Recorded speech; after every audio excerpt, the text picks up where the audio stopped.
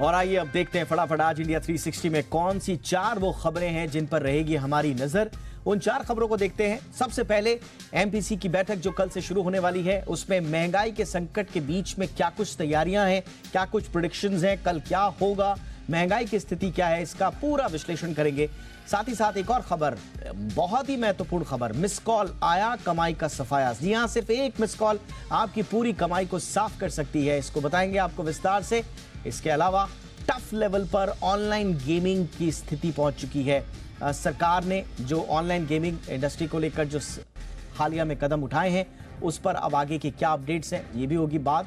और इसके अलावा 5G की दौड़ में भारत ने क्या रिकॉर्ड बना लिया है, इसका भी होगा एनालिसिस। भारत की 72 अंकों की छलांग, जो ग्लोबल इंडेक्स है इंटरनेट स्पीड का 5G का, उसमें शानदार प्रदर्शन के क्या है मायने। ये है 4 खबरें आपके लिए जिन पर होगी विस्तार से बात। और अब फटाफट से टॉप न्यूज में देख लेते हैं फटाफट अंदाज में वो खबरें जो दिन भर छाई रही। एक नजर उन खबरों पर।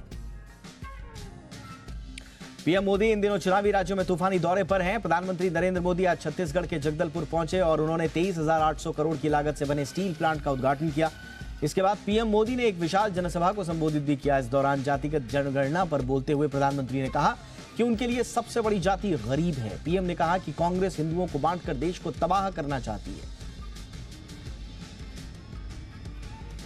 प्रधानमंत्री नरेंद्र मोदी छत्तीसगढ़ के बाद तेलंगाना के निजामाबाद पहुंचे। वहां पर उन्होंने 8,000 करोड़ रुपए के विकास परियोजनाओं का उद्घाटन किया। इसके बाद उन्होंने रोड शो में भी हिस्सा लिया। उनका यह दौरा महबूब नगर में रैली को संबोधित करने के 2 दिन बाद हो रहा है। इस रोड शो में आने वाले विधानसभा चुनाव के लिए काफी महत्वपूर्ण इसे माना जा रहा है।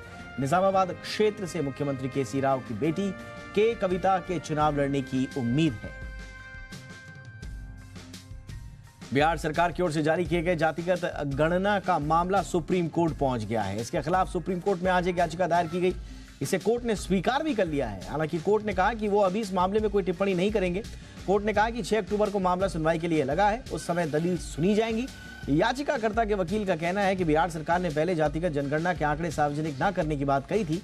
इससे पहले गणना जारी होने के बाद मुख्यमंत्री नीतीश कुमार ने बताया था कि 9 पार्टियों की राय से जातिगत जनगणना का काम हुआ है। कांग्रेस सांसद राहुल गांधी आज फिर से अमृतसर के स्वर्ण मंदिर में माथा टेकने पहुंचे। वहां उन्होंने सबसे पहले लंगर में महिलाओं के साथ सब्जी और लहसुन काटा और जूठे बर्तन धोए। इसके बाद उन्होंने हॉल में लंगर बांटा। इससे पहले उन्होंने देर रात 12 बजे तक सेवा की। 24 घंटे में वो तीसरी बार सेवा करने पहुंचे। इस दौरान राहुल गांधी ने पालकी साहिब के दर्शन भी किए। गुरु घर के द्वार बंद होने के बाद राहुल गांधी साफ सफाई की सेवा में जुट गए। उन्होंने कपड़ा पकड़ा और रेलिंग की साफ सफाई का काम किया। गोल्डन टेम्पल में सेवा कर रहे युवकों के साथ वो हाथ बटाते नजर भी आए। दिल्ली पुलिस ने आज वेबसाइट न्यूज क्लिक के 30 से ज्यादा लोकेशंस पर रेड डाली। पुलिस कुछ पत्रकारों को अपने साथ भी ले गई। इसमें अभिषार शर्मा और मिलेश पुरंजॉय गुहा ठाकुरता शामिल हैं। दिल्ली पुलिस ने यह कार्रवाई यूएपीए के तहत की है। 5 अगस्त को न्यूयॉर्क टाइम्स ने एक रिपोर्ट जारी कर बताया था कि न्यूज क्लिक को एक अमेरिकी अरबपति नोवेल रॉय सिंघम ने फाइनेंस किया है। वो चीनी प्रोपेगेंडा को बढ़ाने भारत समेत दुनिया भर में संस्थाओं को फंडिंग करता है। इस रिपोर्ट के आधार पर 17 अगस्त को न्यूज क्लिक के खिलाफ केस दर्ज भी किया गया था। जम्मू कश्मीर के राजौरी में करीब 35 घंटे से सुरक्षा बलों और आतंकियों के बीच मुठभेड़ जारी है। सुरक्षा बलों को 2 से 3 आतंकियों के छिपे होने की जानकारी मिली है, जिन्हें सेना ने घेर लिया है। दरअसल सोमवार देर शाम जानकारी मिली थी कि कालाकोट के इन जंगलों में 2 से 3 आतंकी छिपे बैठे हैं। इसके बाद सेना और जम्मू कश्मीर पुलिस ने एक संयुक्त ऑपरेशन चलाया। सर्च ऑपरेशन के दौरान आतंकियों ने सेना पर फायरिंग कर दी। मुठभेड़ में 9 पैरा कमांडो यूनिट के 3 जवानों को चोटें आई हैं। फंड रोकने के आरोप में टीएमसी ने आज दिल्ली के जंतर मंतर पर धरना प्रदर्शन किया। टीएमसी का आरोप है कि केंद्र सरकार ने मनरेगा और पीएम आवास योजना का फंड रोक दिया है। टीएमसी नेता अभिषेक बनर्जी की अगुवाई में पार्टी नेताओं और कार्यकर्ताओं ने जंतर मंतर पर धरना दिया। वहीं बीजेपी ने कहा कि लोकसभा चुनाव को देखते हुए टीएमसी दिल्ली में राजनीतिक कैंपेन चला रही है। बीजेपी नेता शुभेंदु अधिकारी ने ममता बनर्जी की पार्टी को गुंडों की पार्टी करार दिया। महाराष्ट्र के नांदेड़ में सरकारी मेडिकल कॉलेज में लापरवाही का बड़ा मामला सामने आया है। यहां के सरकारी अस्पताल में सिर्फ 48 घंटे में 31 मरीजों की मौत हो गई। इसमें 16 नवजात बच्चे भी शामिल हैं। नांदेड़ मामले को लेकर राज्य की शिंदे सरकार बैठक टीम गठित कर रही है। जांच की बात कह रही है और इधर विपक्ष हमलावर है। इस मुद्दे पर एनसीपी सांसद सुप्रिया सुले ने राज्य सरकार की आलोचना करते हुए कई तरह के आरोप लगाए। अस्पताल ने मरीजों की बीमारी के बारे में जानकारी दी है और दावा किया है कि अस्पताल में नांदेड़ और बाहरी इलाकों से काफी मरीज आए थे। कुछ ऐसे भी मरीज थे जो अपने आखिरी वक्त में अस्पताल पहुंचे थे और गंभीर हालत में होने की वजह से ही इतने कम समय में इतनी ज्यादा लोगों की मौत हुई।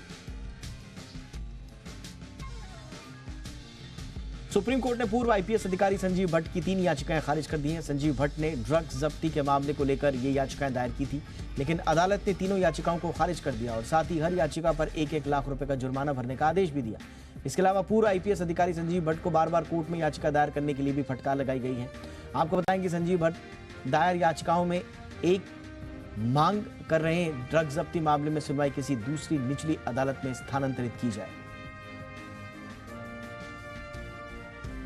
वंदे भारत एक्सप्रेस ट्रेन बड़े हादसे का शिकार होने से बच गई। उदयपुर से जयपुर रूट पर चलने वाली वंदे भारत को कल डीरेल कराने की कोशिश की गई। बदमाशों ने रेलवे ट्रैक पर बड़ी संख्या में पत्थर और लोहे की कड़ियां रख दी। लोको पायलट ने समय रहते अनहोनी को भांप लिया और ट्रेन को रोक दिया। इसके बाद मौके पर पुलिस के साथ ही रेलवे के तमाम अधिकारी पहुंचे। शुरुआती जांच में सामने आया कि क्षेत्र में ही रहने वाले कुछ शरारती लोगों ने इस तरीके की हरकत की है। रेलवे पुलिस मामले की जांच कर रही है।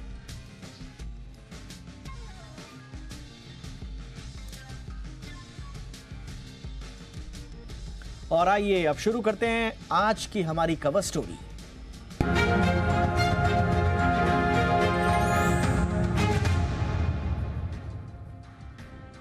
त्योहारी सीजन में महंगाई पर कंट्रोल करने के लिए सरकार एक्शन में दिख रही है। आम लोगों को महंगाई का झटका न लगे, इसके लिए अभी से तैयारियां शुरू हो गई हैं, लेकिन वर्ल्ड बैंक की ओर से जारी आंकड़े चिंता बढ़ाते हैं। वर्ल्ड बैंक के मुताबिक त्योहारी सीजन में महंगाई बढ़ सकती है।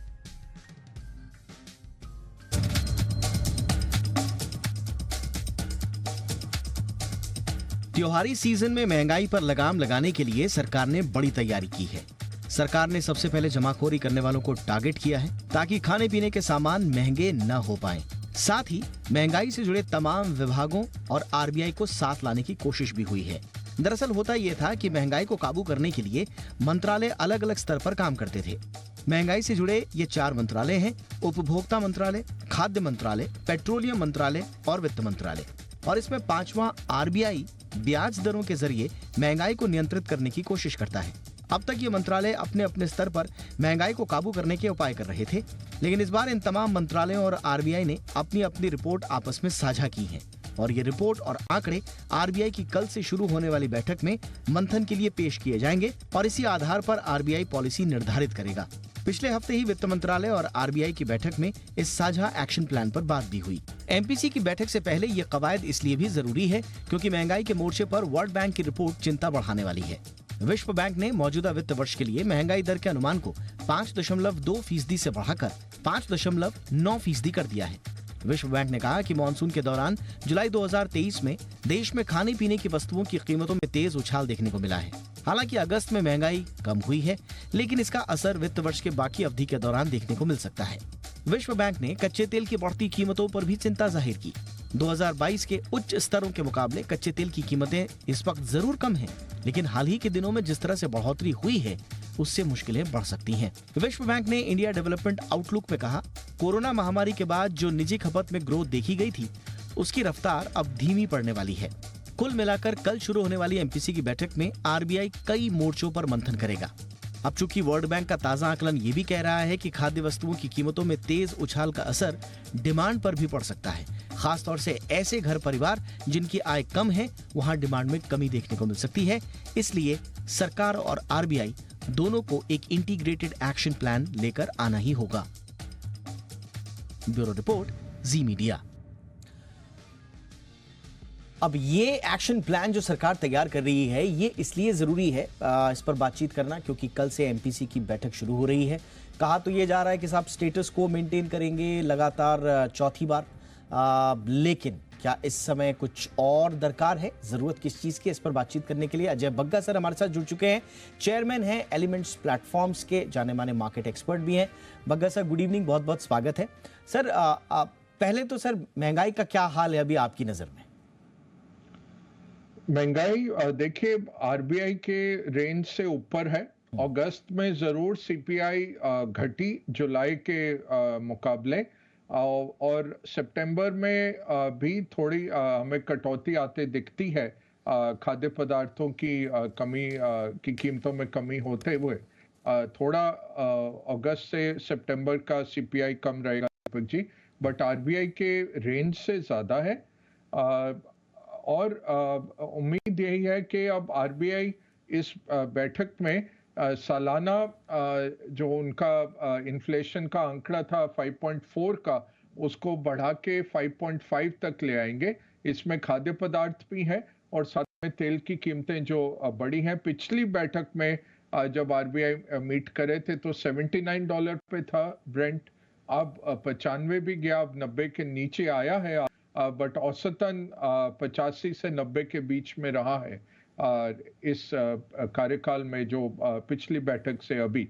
और आरबीआई ने अप्रैल में $85 का तेल का लेवल लिया था औसतन इस फिस्कल वर्ष के लिए। तो 85 के आगे हम 79 तक चल रहे थे पहले 6 महीने में, पहले 5 महीने में, बट हमने देखा कि अगस्त के अंत से और सितंबर में लगभग 95 तक भी ब्रेंट गया। भारत का जो मिला जुला क्रूड का जो कॉस्ट होगा वो इससे काफ़ी कम रहेगा, क्योंकि रशियन तेल तो $60 की वैसे एक सीमा थी जिसके नीचे ही रशियन तेल आना था। और भारत का जो बास्केट है वो लगभग आप कह सकते हैं नाइमेक्स के करीब रहता है, जो दुबई हम लेते हैं उसका मिक्स, तो हम शायद 80 के करीब रहे होंगे। हाँ जी, हाँ जी। अच्छा सर, ये अभी मैं बाद में आऊँगा कि एमपीसी की बैठक कल से शुरू हो रही है, इस पे क्या होगा क्या नहीं, बट ज़रा हमारे उपभोक्ताओं को, जो हमारे दर्शक हैं, वो अक्सर महंगाई की इस गणित को समझ नहीं पाते। और एक सवाल बार बार आता है कि साहब, खाद्य विभाग अलग मेहनत कर रहा है, उपभोक्ता मंत्रालय अलग मेहनत कर रहा है, फिर पेट्रोलियम मंत्रालय अलग अपने डेटा देता है, वित्त मंत्रालय की फिर ओवरऑल जो होती है उसमें अलग भूमिका होती है, और फिर सब इन सबको आरबीआई अपनी मॉनेटरी पॉलिसी के जरिए जो रेट्स वगैरह को कंट्रोल करना है, फिर अलग कवायद होती है। इस बार अमरीश पांडे की जो रिपोर्ट हमारे संवाददाता ने भेजी है, इस बार कहा जा रहा है कि इन्होंने आपस में सारे डेटा साझा किए हैं। इसको लेकर आरबीआई वित्त मंत्रालय की बैठक भी हुई और इस बार एमपीसी में अलग से इस पर चर्चा भी होगी। तो ये सर कुछ नया है या होता ऐसे ही आया है?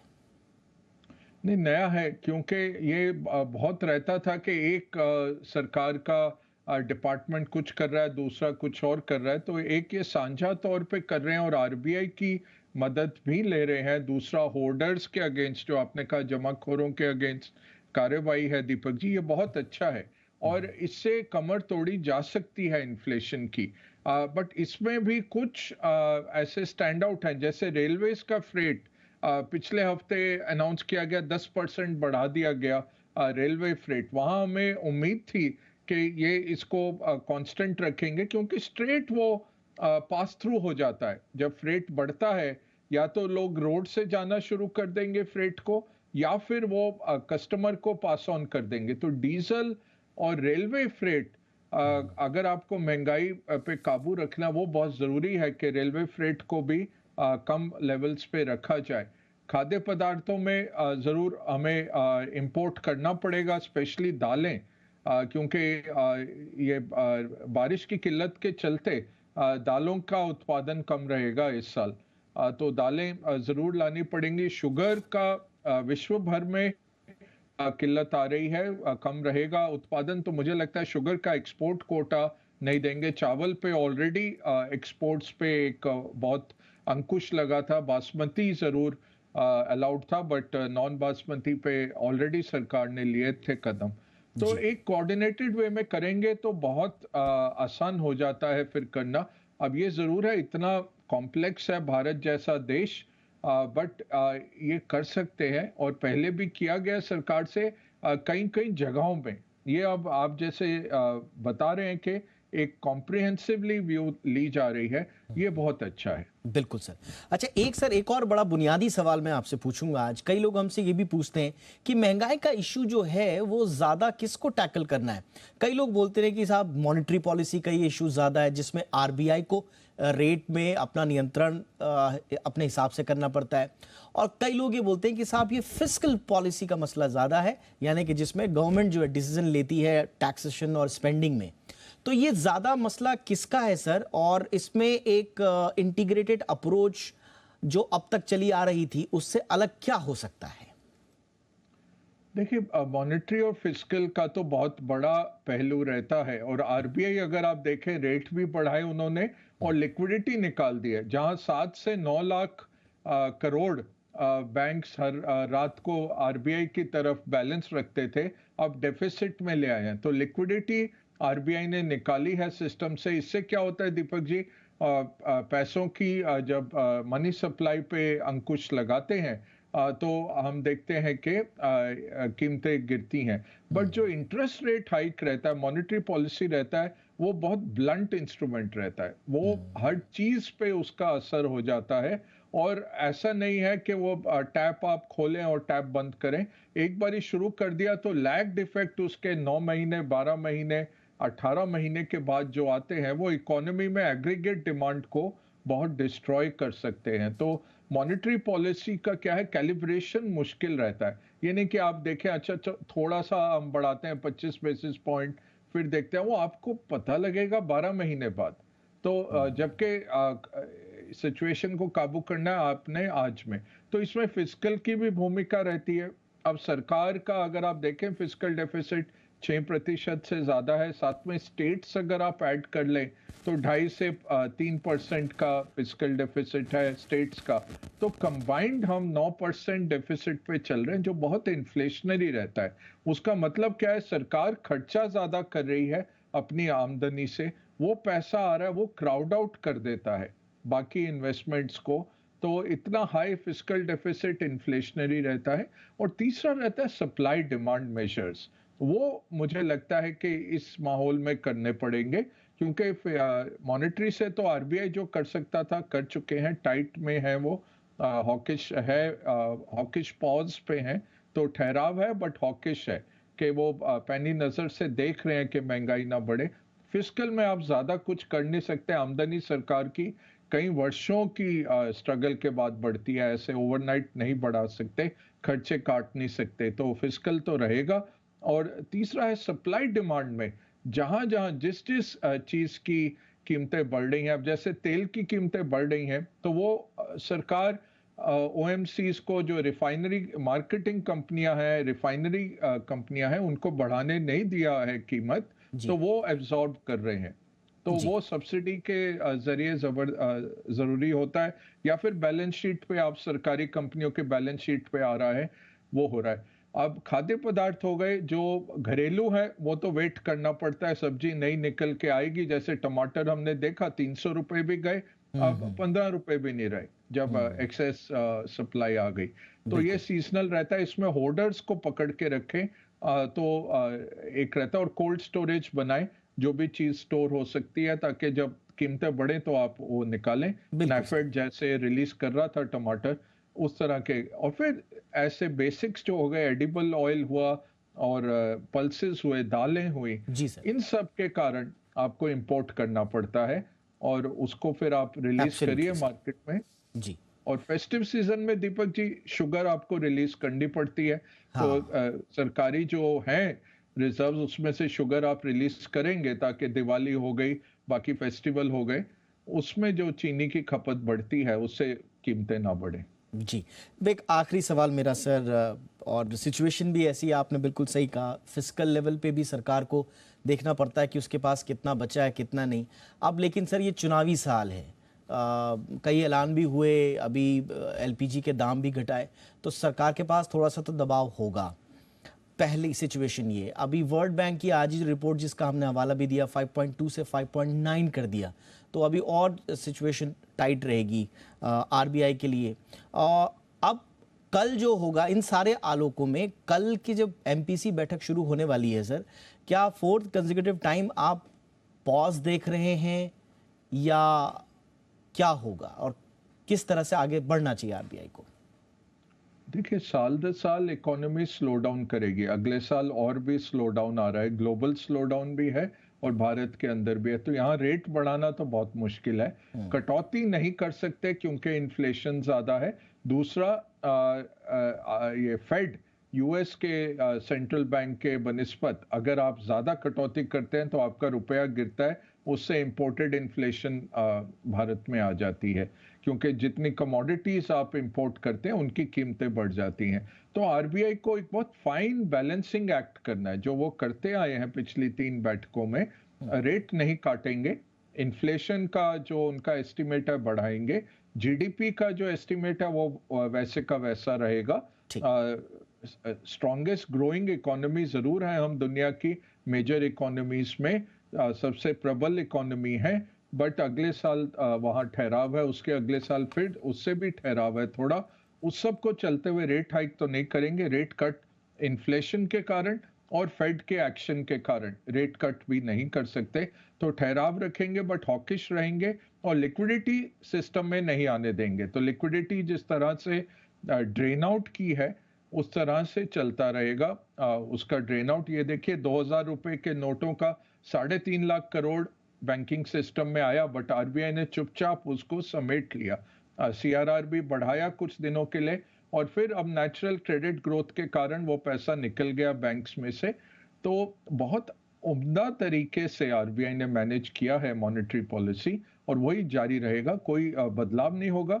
पॉलिसी रहेगी अभी भी रिस्ट्रिक्टिव और हॉकिश पॉज की तरफ वो रहेंगे और चिंता दर्शाएंगे फिस्कल की तरफ, तेल की तरफ, बट बोलेंगे ऑन बैलेंस है, क्योंकि ग्लोबल स्लो डाउन आते दिख रहा है, ग्लोबल इन्फ्लेशन भी है बट स्लो डाउन भी है।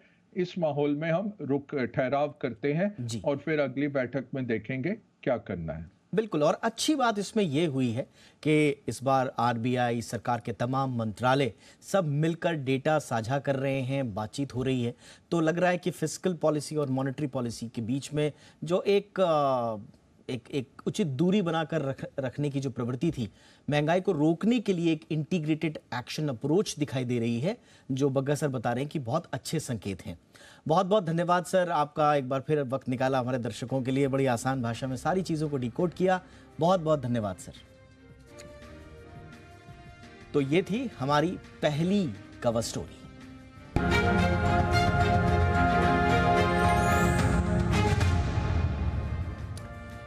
और अब आज की दूसरी कवर स्टोरी। भारत ने 5G स्पीड में गजब का माइलस्टोन हासिल किया है।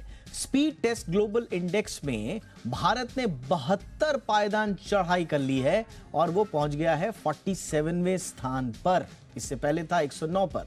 भारत इस तरह से न केवल अपने पड़ोसी बांग्लादेश, श्रीलंका और पाकिस्तान जैसे मुल्कों से आगे है, बल्कि आप जानकर शायद हैरान भी हो जाएं कि भारत की 5G स्पीड इस लिस्ट के हिसाब से कहा जा रहा है कि जापान और ब्रिटेन जैसे G20 देशों से भी आगे है।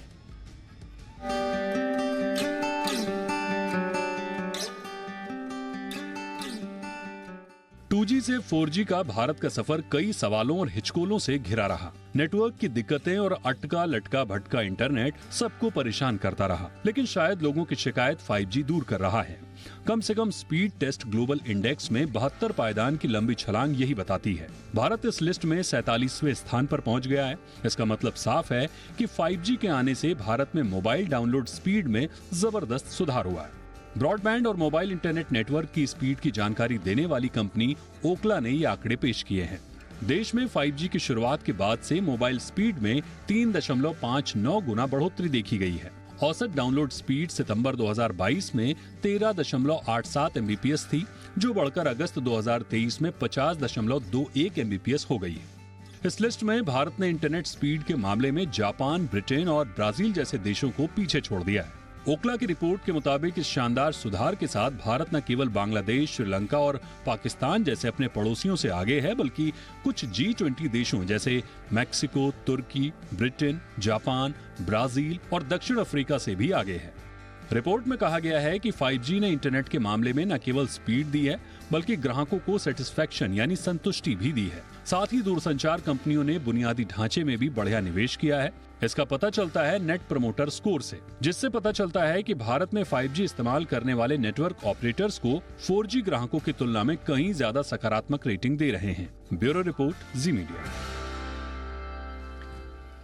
चर्चा के लिए इस वक्त हमारे साथ बहुत ही खास मेहमान जुड़ चुके हैं। हमारे साथ जुड़ रहे हैं टेलीकॉम एक्सपर्ट और TCIL के पूर्व CMD विमल वाखलू सर। वाखलू सर, गुड इवनिंग, बहुत बहुत स्वागत है सर आपका। सर, ये रिपोर्ट तो बहुत अच्छी है, बहुत एनकरेजिंग है, लेकिन अभी जब मैं रिपोर्ट तैयार भी कर रहे थे हम इस पर, तो एक सुई जो है वहां पर शक के अटक गई, और वो नाम जब आए जापान और ब्रिटेन और फिर आगे हम इनसे भी आगे हैं। क्या वाकई में सर ऐसा है रियलिटी में? अभी जो रिपोर्ट मैंने भी पढ़ी थी उसमें जापान से तो हम आगे है, बाकी ब्रिटेन वगैरह का हो सकता है, आपके रिपोर्ट बता रहे हैं, हो सकता वो भी है। अभी मेरे पास ऐसा कंफर्म रिपोर्ट नहीं है, मगर जापान से आगे है। ओके। उसका ये कारण भी है कि पिछले 1 साल में हमारे देश में बहुत ज्यादा इन्वेस्टमेंट हुआ है टेलीकॉम सेक्टर में, 5G नेटवर्क्स में, विशेषकर जियो की तरफ से। ऑफ कोर्स एयरटेल ने भी किया है, लेकिन जो स्टैंड अलोन नेटवर्क जियो ने लगाया है उससे डाउनलोड स्पीड्स काफी बढ़ी हैं, और तभी वो जियो एयर फाइबर भी दे पा रहे हैं, जिससे काफी डाउनलोड स्पीड्स बढ़ चुकी है। और सर, ये जो बार बार कहा जा रहा था कि हमारे पास उतना शायद पर्याप्त इंफ्रास्ट्रक्चर नहीं होगा, हमारे पास इंफ्रास्ट्रक्चर आएगा तो जो ट्रांजिशन होना चाहिए वो शायद इतना स्मूथ ना हो, लेकिन बहुत सारी रिपोर्ट बता रही है, अभी हम थोड़ी देर में एक रिपोर्ट भी चलाएंगे, कि जो 4G टू 5G का जो ट्रांजिशन हुआ है उसमें सेटिस्फैक्शन लेवल बहुत अच्छा है लोगों का। तो आपको लग रहा है ये उतना स्मूथ हो पाया सर? नहीं, जो लोगों का भी रिपोर्ट है, काफी शहरों में, सब में नहीं, काफी शहरों में यही है कि काफी इम्प्रूवमेंट हुआ है सर्विस में। हालांकि जिस इलाके में मैं रहता हूं अभी तक, ये नोएडा के, वहां पे इतना इम्प्रूवमेंट नहीं हुआ है, लेकिन काफी जो हमारे बाकी दोस्त वगैरह हैं बाकी इलाकों में, उनका फीडबैक है कि काफी इम्प्रूवमेंट हुआ है सर्विस में। बट वाकलू सर, ये बड़ा विचित्र है कि जब अब आपने अपना पर्सनल एक्सपीरियंस बताया कि जहां पर आप हैं वहां उतना ठीक नहीं है, जहां पर मैं बैठा हूं मेरा भी एक्सपीरियंस ये है कि वहां पर ठीक नहीं है। हमारे जो कलीग हैं वो कहते हैं कि जब हम ऑफिस से घर, घर से ऑफिस आते हैं तो बीच में प्रॉब्लम्स आती हैं। तो इंडिविजुअल एक्सपीरियंसेस उतने अच्छी तस्वीर रिफ्लेक्ट नहीं करते, लेकिन डेटा कुछ और बताता है। तो इसका थोड़ा सा बताएं सर। नहीं, वही है कि 1 साल में पूरा 100% एरिया कवर करना भी कोई इतना आसान नहीं है। तो हो सकता है कुछ कुछ एरियाज जो हैं वो छूट रहे हैं इस चक्कर में, कि अपने को उसी इलाके में समझ रहा हूं, लेकिन आप भी बता रहे हैं तो हो सकता है कि कई लोगों को ये समस्याएं सामना करना पड़ रहा है इन समस्याओं का। लेकिन काफी लोगों ने मुझे ये फीडबैक दिया है कई शहरों से कि सर्विसेज काफी इम्प्रूव हुई है, इसमें कोई शक नहीं है। इसका एक और आपको टेस्टिमनी बताते हैं, एक और रिपोर्ट जो एरिक्सन ने जारी की है, ये भी दिखाते हैं, इस पर भी चर्चा करेंगे वाकलू सर से। ये हम सब जानते हैं कि 5G से पहले देश में 2G से लेकर 4G तक स्पीड और सर्विसेज को लेकर जो यूजर्स की शिकायतें बहुत थी, लेकिन 5G गेम बदल रहा है। एक और रिपोर्ट एरिक्सन वाली जो जारी हुई है, इस पर कस्टमर सेटिस्फैक्शन पर बड़ा फोकस किया गया है। आइए यूजर्स की संख्या और उनके फीडबैक से जुड़ी हुई इस रिपोर्ट को देख लेते हैं। देश में 5G लॉन्च हुए 1 साल हो गया है। इस सर्विस को 1 अक्टूबर साल 2022 में प्रधानमंत्री नरेंद्र मोदी द्वारा लॉन्च किया गया था। अब ऐसा लग रहा है कि देश में 5G अपनाने की होड़ शुरू होने वाली है। एरिक्सन की ताजा रिपोर्ट के बाद तो ये दावा किया ही जा सकता है। रिपोर्ट बताती है कि साल 2023 में देश में कम से कम 31 मिलियन यानी कि 3 करोड़ 10 लाख यूजर्स के 5G फोन में अपग्रेड होने की उम्मीद है। देश में 5G यूजर्स ऐप्स को डेली बेसिस से अपनाने के मामले में ग्लोबल काउंटरपार्ट से आगे निकल गए हैं। एरिक्सन कंज्यूमर लैब के ग्लोबल सर्वे से पता चला है कि भारत में 5G ने 4G की तुलना में ओवरऑल नेटवर्क को प्रभावशाली ढंग से 30% तक बढ़ा दिया है। भारत में 5G users high definition video streaming, video calling सेवाएं, मोबाइल गेमिंग और कई हाई एंड एप्स के साथ हाई डेली एंगेजमेंट के लिए जाने जाते हैं। भारतीय यूजर्स अमेरिका, ब्रिटेन, दक्षिण कोरिया, चीन जैसे देशों के शुरुआती 5G यूजर्स की तुलना में हर हफ्ते औसतन 2 घंटे ज्यादा खर्च करते हैं। रिपोर्ट में कुछ और अहम बातें भी हैं। भारत का 5G सेटिस्फैक्शन लेवल और 5G उपलब्धता दूसरे देशों की तुलना में आगे ही है। भारत में बहुत संतुष्ट 5G यूजर्स की हिस्सेदारी बाकी दुनिया से 13% ज्यादा है। सर्वे बताता है कि 4G से 5G में ट्रांजिशन होने पर कुल संतुष्टि दूसरे देशों से 30% बढ़ जाती है। इस संतुष्टि के पीछे का राज है हाई डाउनलोड स्पीड, और यही वजह है कि रिपोर्ट कहती है कि भारत में लोग बेहतर 5G सेवाओं के लिए ज्यादा पैसा खर्च करने को भी तैयार हैं। ब्यूरो रिपोर्ट, जी मीडिया। सर, ये बड़ा इंटरेस्टिंग है कि हमारे जो ग्लोबल काउंटर पार्ट्स हैं जहां पर रोल आउट हुआ 5G का, वहां पर जो इनिशियल जो यूजर्स थे उनके मुकाबले हम हफ्ते में 2 घंटा ज़्यादा टाइम दे रहे हैं, ज़्यादा इंगेजमेंट दे रहे हैं, और हमारा संतुष्टि का लेवल भी काफ़ी अच्छा है। लेकिन उसके बावजूद सर, आप अभी अगर आप देखें गिने तो वो चुनौतियां क्या क्या हैं जो 5G में आएंगी, और ख़ास तौर से 4G से 5G का जो ट्रांसफॉर्मेशन है या जो पूरा का पूरा ट्रांजिशन है उसमें आएंगी सर? जी, ऐसा है कि इस स्टेज पे सब अच्छा लग रहा है, लेकिन जो कस्टमर्स बढ़ते जाएंगे और एरिया कवर करना पड़ेगा, तो उस समय नेटवर्क एक्सपेंशन में काफी चुनौतियां आती हैं ट्रांजिशन फेज में। जैसे अभी जियो के पास तो स्टैंड अलोन नेटवर्क है, उन्होंने इनिशियली काफी इन्वेस्ट की है इसमें, तो उनके नेटवर्क में हो सकता है इतनी प्रॉब्लम नहीं आया इनिशियली, लेकिन एयरटेल के नेटवर्क में, क्योंकि वो एक नॉन स्टैंड अलोन नेटवर्क है जिसमें 4G का कोर नेटवर्क यूज हुआ है, जब एक्सपेंशन की बारी आएगी तो फिर उसमें थोड़ा चैलेंज हो सकता है कोर नेटवर्क का भी। और रेडियो नेटवर्क में भी अभी जैसा कि अभी लगभग 3 लाख बेस स्टेशंस जियो के हैं, एयरटेल के भी 1 लाख के करीब हैं, तो ये और भी बढ़ेंगे अगर डाउनलोड स्पीड्स को सेम रखना है, जबकि कस्टमर्स का नंबर बढ़ेगा। अभी जो आपने रिपोर्ट दिखाई है उसमें भी बताया गया कि अभी इमीडिएटली लगभग 3 करोड़ लोग और जुड़ने जा रहे हैं। जी हाँ। तो धीरे धीरे जितना सेटिस्फैक्शन लेवल बढ़ेगा और सर्विस स्टेबलाइज होगी तो और लोग उसमें जुड़ेंगे, क्योंकि स्पेक्ट्रम सर, जो स्पेक्ट्रम एलोकेशन है सर, वो पर्याप्त है सर क्या? क्योंकि कुछ दिन पहले ये था कि शायद 40% कम है जो जितनी चाहिए हमको, वो पर्याप्त है सर क्या? नहीं, ऐसा है कि जहां तक स्पेक्ट्रम का सवाल है, अभी इमीडिएटली तो स्पेक्ट्रम ठीक है, लेकिन जो कस्टमर्स बढ़ते जाएंगे फिर नए स्पेक्ट्रम्स भी लोगों को लेने पड़ेंगे। जी हाँ। उसमें भी आप देखेंगे कि जियो ने 700 मेगाहर्ट्ज का स्पेक्ट्रम लिया है इस सर्विस के लिए, तो मुझे लगता है उनको ज्यादा परेशानी नहीं होगी इसमें। और एयरटेल का जो स्पेक्ट्रम है, हालांकि जो बैंडविड्थ है उसमें उतना नहीं है जितना कि हायर स्पेक्ट्रम में है, लेकिन फिर भी जो हायर स्पेक्ट्रम में और भी बैंड्स हैं जिनका कि बाद में ऑक्शन हो सकता है। तो इसलिए मुझे नहीं लगता कि स्पेक्ट्रम, अगर गवर्नमेंट ज्यादा लालची न बने तो स्पेक्ट्रम कोई कॉन्स्टेंट नहीं होना चाहिए। इस बार 1 साल पहले तो गवर्नमेंट ने काफी मतलब पॉलिसी में काफी चेंजेस भी किए हैं, काफी रिलैक्सेशन भी किया है। उसके कारण मुझे लगता है कि ये सर्विस अच्छी हो पाई, और मुझे लगता है अब गवर्नमेंट नहीं चाहेगी कि ये फिर से पुराने स्तर पे पहुंच जाए। एब्सोल्युटली, इसलिए मुझे नहीं लगता कि स्पेक्ट्रम में ऐसी परेशानी। बिल्कुल। और जो 5G की जो स्टोरी है, जिस तरीके से मोदी सरकार ने खुद को उसके साथ एसोसिएट किया है और एक न्यू इंडिया का फिगर उसके साथ एसोसिएट किया है, मुझे नहीं लगता है कि 5G का चाहे वो स्पेक्ट्रम एलोकेशन हो या फिर इंफ्रास्ट्रक्चर डेवलपमेंट में हो, उसमें किसी तरह के कोई हर्डल्स आने चाहिए।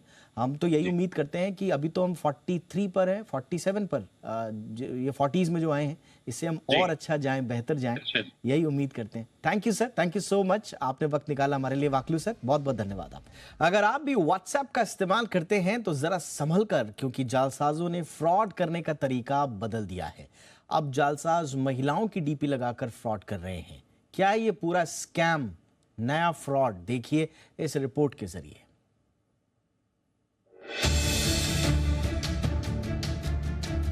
व्हाट्सएप दुनिया का सबसे लोकप्रिय मैसेजिंग ऐप माना जाता है। ताजा आंकड़ों के मुताबिक दुनिया भर में 5 बिलियन से ज्यादा लोग इसका इस्तेमाल करते हैं। इस ऐप में ऑडियो वीडियो के अलावा चैटिंग सुविधा भी है, लेकिन अब यही व्हाट्सएप जालसाजों के निशाने पर है। इसके जरिए जालसाज पैसों का लालच देकर या नौकरी दिलाने के नाम पर ठगी कर रहे हैं। अब व्हाट्सएप के जरिए एक और फ्रॉड शामिल हो गया है और ये है मिस कॉल स्कैम।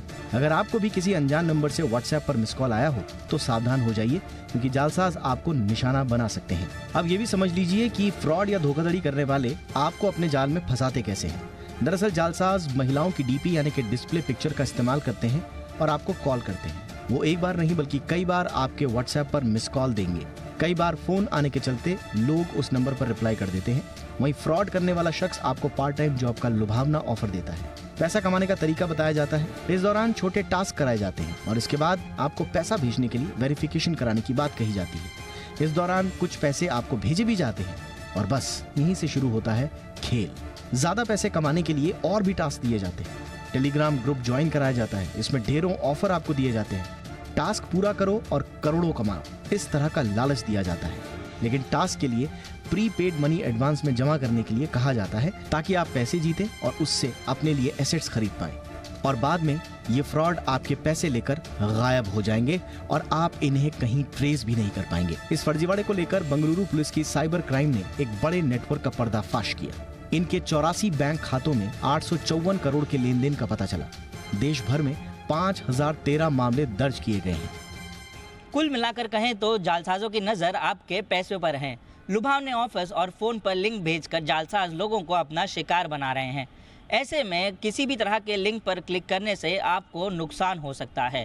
मुंबई से वीडियो जर्नलिस्ट आसिफ सिद्दीकी के साथ सौरभ पांडे, जी मीडिया। आज फिर नेपाल में धरती हिली और उसका असर उत्तर भारत तक हुआ। काफी देर तक इमारतें हिलती रहीं। नेपाल में नुकसान भी हुआ। जैसे झटके नेपाल में आए, अगर वैसा ही भूकंप दिल्ली और उसके आसपास के शहरों में आ गया तो क्या होगा? इसे समझने के लिए देखिए ये रिपोर्ट।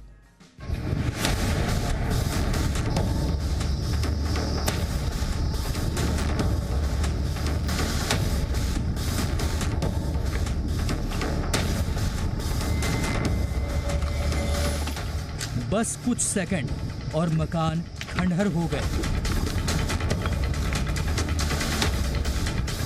जहां कुछ वक्त पहले तक लोग बसते थे, वहां अब ईंटों और मिट्टी का ढेर है। ये उस तबाही के निशान हैं जो आज दोपहर नेपाल में आई थी।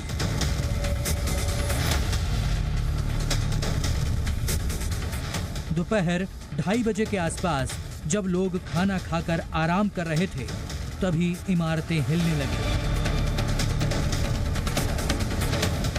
नेपाल के लोग समझ चुके थे कि ये वही जलजला है जो पिछले कुछ सालों से लगातार उनके देश में बर्बादी ला रहा है। भूकंप के झटके महसूस हुए तो फौरन लोग अपने घरों को छोड़कर बाहर निकल आए। दफ्तरों में काम करने वाले भी कुर्सी छोड़कर भाग खड़े हुए। रिक्टर स्केल पर भूकंप की तीव्रता 6.2 रही और इसका केंद्र नेपाल का दादेलधुरा रहा। बड़ी बात यह है कि भूकंप का केंद्र जमीन से सिर्फ 5 किलोमीटर नीचे था। इस वजह से भूकंप के झटके बहुत जोरदार थे और ज्यादा देर तक महसूस किए गए। कई मिनट तक जमीन हिलती रही और लोग कांपते रहे। इन झटकों से न सिर्फ नेपाल बल्कि पूरा उत्तर भारत हिल गया। भूकंप के झटकों से सबसे ज्यादा डर ऊंची ऊंची इमारतों में रहने वालों को रहता है, लिहाजा लोग अपनी जान बचाने के लिए कुछ ही मिनट में सोसाइटी के गेट पर पहुंच गए। लोग अपने घर और दफ्तर छोड़ कर भागने लगे। बिल्डिंग के बाहर भीड़ इकट्ठी हो गई।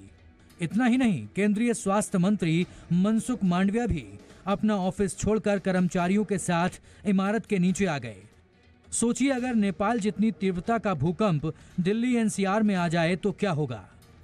जोन के हिसाब से पूर्वोत्तर भारत के साथ साथ दिल्ली एनसीआर में भूकंप का खतरा काफी ज्यादा है, लिहाजा सावधानी की जरूरत भी ज्यादा है। ब्यूरो रिपोर्ट, जी मीडिया। और अब हम आपको भूकंप से जुड़ी हुई एक दिलचस्प बात बताने जा रहे हैं जो शायद आपको हैरान कर दे। हम बात कर रहे हैं एक ऐसे शख्स की जिसने अब तक भूकंप को लेकर जितनी भी भविष्यवाणियां की हैं वो करीब करीब सच निकली हैं। हम बात कर रहे हैं फ्रैंक हुगरबीट्स की, जो डच रिसर्चर और सेस्मोलॉजिस्ट हैं और भूकंप को पूर्वानुमानों के लिए बड़े पूरी दुनिया में चर्चित हैं। आपको जानकर हैरानी होगी कि नीदरलैंड्स में के जो बेस्ड सोलर सिस्टम ज्योमेट्री सर्वे के रिसर्चर हैं फ्रैंक, उन्होंने 29 सितंबर को दावा किया था कि 1 से 3 अक्टूबर के बीच पाकिस्तान में विनाशकारी भूकंप आ सकता है। नतीजा सबके सामने है। पाकिस्तान न सही, लेकिन नेपाल और उत्तर भारत में ये जो भूकंप आया 6.2 का, ये ज्यादा दूर नहीं है। तो एक तरह से इनकी भविष्यवाणी एक बार फिर से सही साबित हुई है और ये पहली बार नहीं है जब फ्रैंक ने इस तरह की भविष्यवाणी की हो और वो सही साबित हुई हो। इससे पहले तुर्की के भूकंप का दावा भी उन्होंने किया था। यहाँ 50,000 से ज्यादा लोगों की जान चली गई थी। उन्होंने 16 मार्च को केरमाडेक द्वीप समूह में 7.1 तीव्रता का तेज से बड़ा भूकंपीय गतिविधि प्रेडिक्ट किया था। फिर 18 मार्च को इक्वाडोर के तट के पास 6.8 तीव्रता के भूकंप का अनुमान भी फ्रैंक ने ही लगाया था। दोनों भविष्यवाणियां सटीक निकली। दरअसल फ्रैंक एक खास तरह की टेक्निक का इस्तेमाल करते हैं अपने प्रेडिक्शंस के लिए और सोलर सिस्टम जियोमेट्री को ये पूरा स्टडी करते हैं और फिर प्रेडिक्ट करते हैं कि किस तारीख को अर्थक्वेक आएगा। और इस बार भी उन्होंने प्रेडिक्शन दी थी कि ये पाकिस्तान के आसपास जो आएगा 1 से 3 के बीच में आएगा और 3 तारीख को उनकी जो प्लैनेटरी जियोमेट्री का इंटरप्रिटेशन था वो बिल्कुल सही साबित हुआ।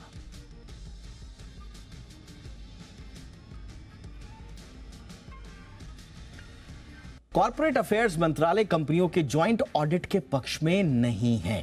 कंपनी लॉ कमेटी की रिपोर्ट में ज्वाइंट ऑडिट कराने की सिफारिश की गई थी। खबर पर डिटेल्स के साथ मेरे साथ जुड़ रहे हैं मेरे सहयोगी तरुण शर्मा। तरुण, बताइए ये पूरी खबर। बिल्कुल, मैं बताना चाहूंगा कि मिनिस्ट्री ऑफ कॉर्पोरेट अफेयर्स जो कंपनी लॉ कमीशन की जो रिकमेंडेशन है ज्वाइंट ऑडिट करवाने की कंपनियों की, उस पे अभी भी विचार कर रहा है और ज्यादा मन उसका यह है कि ज्वाइंट ऑडिट ना करवाई जाए, क्योंकि इसका एक बड़ा रीजन एक तरफ से कॉस्टिंग है और दूसरी तरफ कंप्लाइंस है। यदि ज्वाइंट ऑडिट होती है तो कंपनियों पे एक बड़ा बाहर आएगा ऑडिट फीस देने का और दूसरी तरफ कंप्लाइंस भी कंपनीज का बढ़ जाएगा। और एक जो तीसरा रीजन जो सामने आ रहा है वो ये है कि यदि ज्वाइंट ऑडिट होती है तो जिम्मेदारी हो सकता है कि एक ऑडिटर दूसरे ऑडिटर पर डाल दे और इससे कोई बहुत बड़ा रिजल्ट सामने निकल के आता हुआ नहीं दिखाई देगा। ये जो हमारे सोर्सेज हैं और टॉप ऑफिशियल्स जो मिनिस्ट्री ऑफ कॉर्पोरेट अफेयर्स के हैं और उनका ये मानना है कि ज्वाइंट ऑडिट यदि करवाई जाती है तो उससे क्या फायदा होगा और नहीं करवाई जाती है उससे क्या फायदा होगा, इस पे अभी भी एक विचार चल रहा है। और क्योंकि 2020 के अंदर कंपनी लॉ कमीशन की रिपोर्ट आई थी और उस रिपोर्ट के बाद काफी लंबे समय से उस पर डिस्कशन चल रहा है और उम्मीद ये की जा रही है कि जो कंपनी लॉ कमीशन के जो अमेंडमेंट्स हैं, जो कंपनीज एक्ट में जो अमेंडमेंट करने हैं, वो हो सकता है कि विंटर सेशन में उसको लेकर आया जा सके, क्योंकि इंटर मिनिस्ट्रियल कंसल्टेशन अभी भी जारी है। लेकिन ज्वाइंट ऑडिट पे अभी भी एक संशय बना हुआ है कि क्या मिनिस्ट्री ऑफ कॉर्पोरेट अफेयर्स उस ज्वाइंट ऑडिट की जो रिकमेंडेशन है उसको मानेगा, क्योंकि हमने देखा था कि ILFS के बाद एक ये सिफारिश आई थी कि हमें ज्वाइंट ऑडिट करवाना चाहिए, क्योंकि एक ऑडिटर दुनिया बिल्कुल, और इसीलिए कंपनी लॉ कमेटी ने अपनी रिपोर्ट में ज्वाइंट ऑडिट कराने की सिफारिश की थी। लेकिन जैसा तरुण बता रहे हैं कि इसके लिए कॉर्पोरेट अफेयर्स मंत्रालय ज्वाइंट ऑडिट के पक्ष में नहीं है। तरुण मेरे साथ बने हुए हैं। ऑनलाइन गेमिंग कंपनियों की मुश्किलें कम होने का नाम नहीं ले रही। अब एक बार फिर DGGI यानी कि directorate general of GST intelligence ने 2 ऑनलाइन गेमिंग कंपनियों को कारण बताओ नोटिस जारी किया है। खबर पर डिटेल्स तरुण देंगे। तरुण, पूरी डिटेल्स दें। मैं बताना चाहूंगा कि DGGI मुंबई ने 2 बड़े नोटिस भेजे हैं और एक नोटिस तो ये है कि जो अभी तक का सबसे बड़ी रकम का नोटिस है वो है ड्रीम 11 को 28,000 करोड़ का नोटिस उनको भेजा गया है। पहले महाराष्ट्र स्टेट GST ने ड्रीम 11 को नोटिस भेजा था, उसके बाद उन्होंने उसको बॉम्बे हाई कोर्ट में रिट पिटीशन फाइल कर दी थी। और दूसरा है जो प्ले गेम 24/7 करके एक ऑनलाइन गेमिंग कंपनी है, उनको नोटिस भेजा गया है, वो भी 20,000 करोड़ का ये नोटिस है। दोनों कंपनियों से नोटिस शोकॉज नोटिस सर्व हो चुके हैं। हालांकि ड्रीम 11 ने पहले ही इस पर रिट पिटीशन फाइल कर रखी है।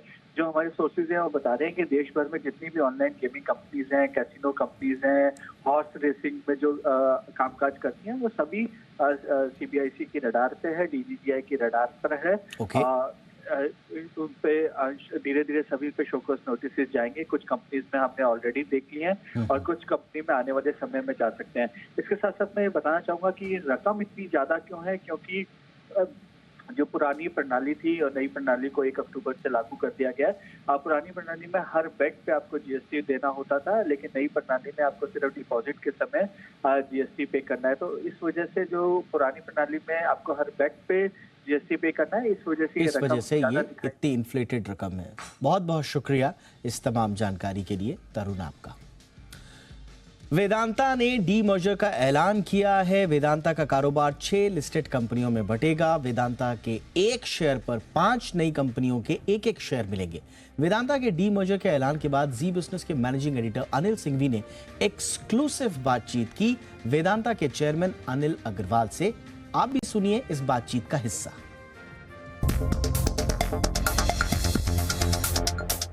इस डीमर्जर के साथ आगे बढ़ रहे हैं, सबसे पहले जानना हम ये चाहते हैं कि क्या वजह है आप इस वक्त डीमर्जर करने के बारे में सोच रहे हैं, इससे क्या फायदा होगा? सबसे बड़ी बात है कि हिंदुस्तान पूरी दुनिया पे छाया हुआ है जी, और यहाँ ग्रोथ है, डबल डिजिट ग्रोथ, वो और दुनिया में कहीं नहीं है। कंजम्पशन बढ़ रहे हैं, लोअर मिडिल क्लास में आ रहे हैं।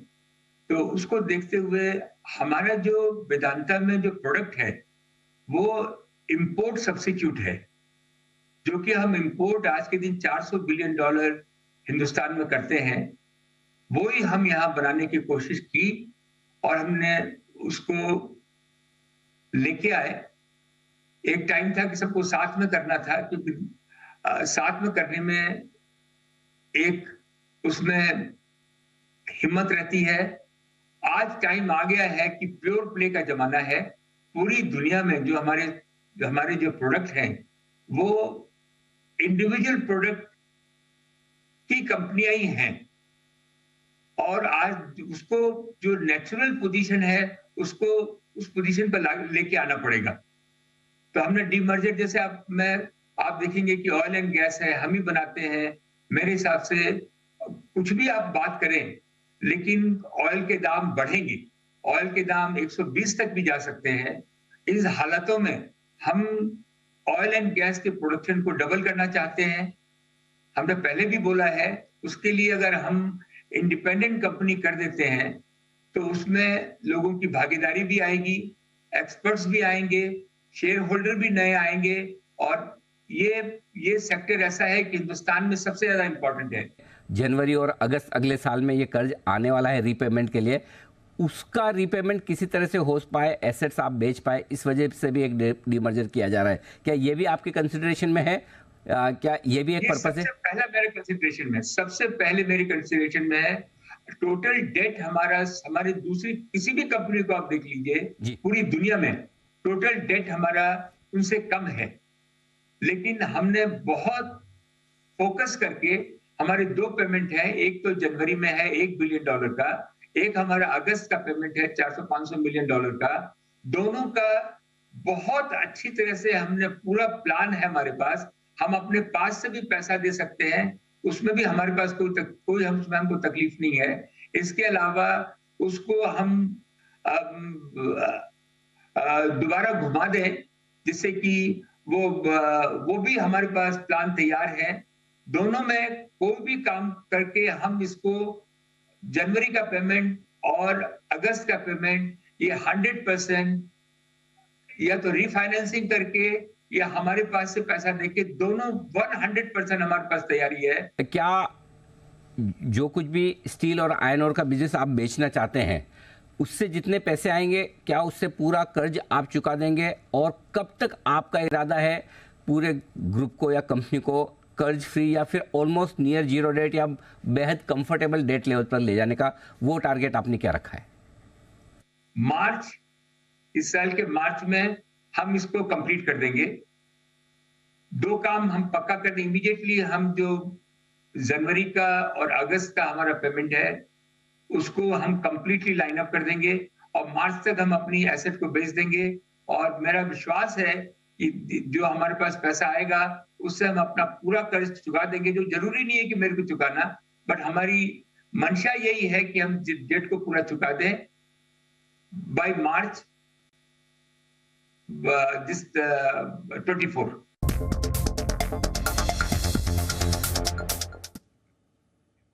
इसी के साथ इंडिया 360 में इतना ही।